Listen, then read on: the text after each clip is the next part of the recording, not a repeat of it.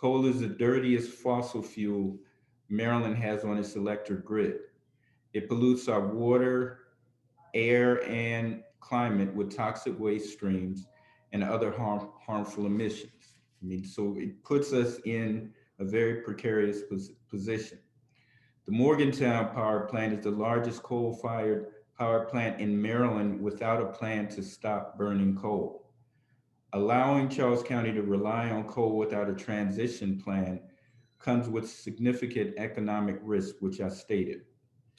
Without a plan, plants and mines can close without warning, leaving workers at the mercy of bankruptcy lawyers and out of state hedge funds. The best way to deal with the industry's rapid decline is by establishing a planned and managed coal transition that provides necessary resources for impacted workers and communities. This transition presents an opportunity to invest in new industries, including clean energy, which is rapidly growing its market share.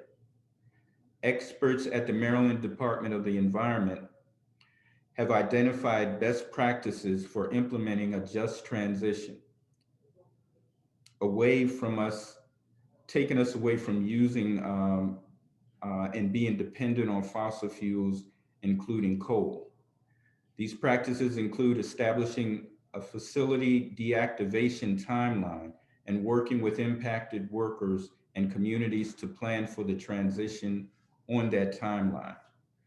A coal transition can help attract economic development that should be centered around improving the material conditions of these communities. Charles County is positioned well to invest in clean energy developments.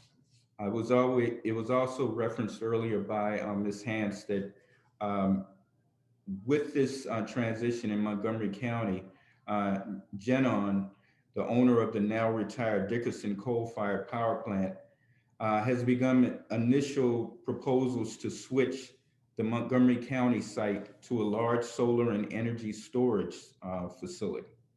That's the kind of energy investment that we would like to see in Charles County. We want to kind of be ahead of the game when we start looking at this. We don't want to be caught flat footed. We want to take advantage of the potential opportunities that may come to play as a result of this transition. Working families in Charles County should no longer be made to bear the economic, environmental, and public health costs of living next to a toxic, polluting coal plant. Renewable energy, in addition to its low environmental impacts on air quality and low greenhouse gas emission, is beneficial to our community's economy. It is low cost and costs continue to decline, which means energy prices can stay at affordable prices and be more accessible to our residents.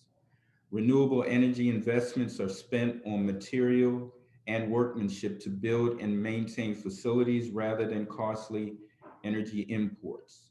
It creates jobs, and the money our residents are paying on their energy bill will stay in our community to fuel the local economy.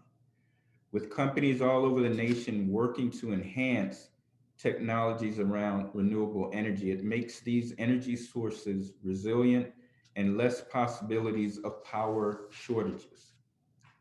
Renewable energy does not run out, which will allow future generations to still have energy sources, whereas other sources may one day be depleted.